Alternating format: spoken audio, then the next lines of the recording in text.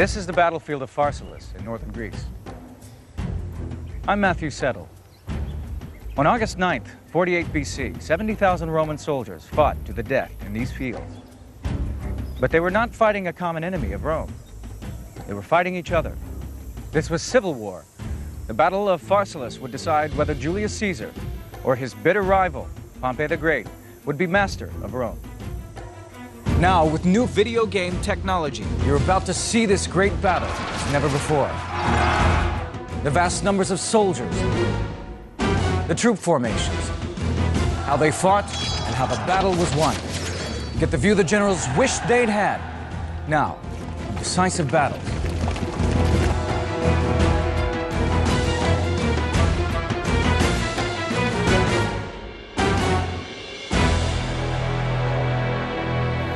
In 48 BC, Julius Caesar and Pompey the Great were the most powerful men in the Roman Empire. Caesar had been married to Pompey's daughter, Julia, but she had died while giving birth. And a few years earlier, Caesar, Pompey, and the immensely rich Crassus had together ruled the entire Roman Empire. Each man had tried to strengthen his position in Rome by winning new lands for the empire. But things began to go wrong in 53 BC, when Crassus invaded the eastern kingdom of Parthia. He wanted to be seen as the new Alexander the Great, but he never returned. The Parthians destroyed him.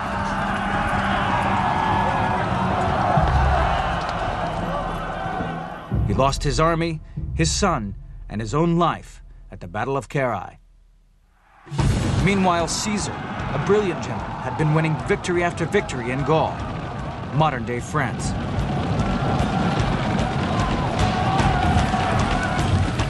He made a fortune by selling hundreds of thousands of prisoners into slavery. He had charisma. He had the ability to make himself admired by men and loved by women. And he had a burning desire to expand his military reputation. Caesar is someone you either love or hate. Caesar attracts tremendous affection from his men. He has innovative policies, such as saying that he doesn't mind what his soldiers do when they're off duty, as long as they're good in battle. Caesar became rich from the spoils of war and wanted to return and govern Rome. But Pompey was already doing just that. He had been made a consul, one of two men elected each year to govern Rome. The 57-year-old general had also had an impressive military career. He had been tremendously successful in the East, where he had added vast lands to the empire and founded cities and towns before returning to Rome as the people's hero. He had fought in Spain, he fought against Spartacus, but his most outstanding victories were in the East. He was sent off to clear the seas of piracy, and he did it in 3 months. And that was astonishing to Rome. So that he had, coming back to Rome at the end of the 60s, a reputation as Rome's greatest general.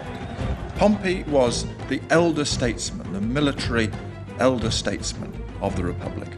Pompey was well aware of Caesar's ambition, but Caesar was far away in Gaul, and he didn't consider him an immediate threat. Also, Roman law forbade any general from entering Italy with his army. Pompey appeared to be holding all the cards, but he was still worried. Caesar's popularity was growing daily with tales of his extraordinary victories across Gaul. But then he declared he would rather be the first man in a village than the second man in Rome.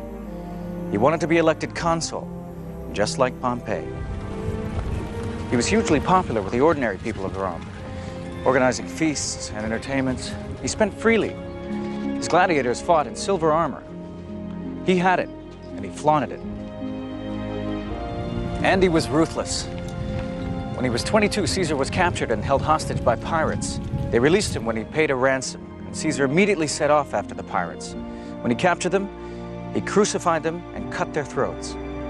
But he had a strong bond with his legions.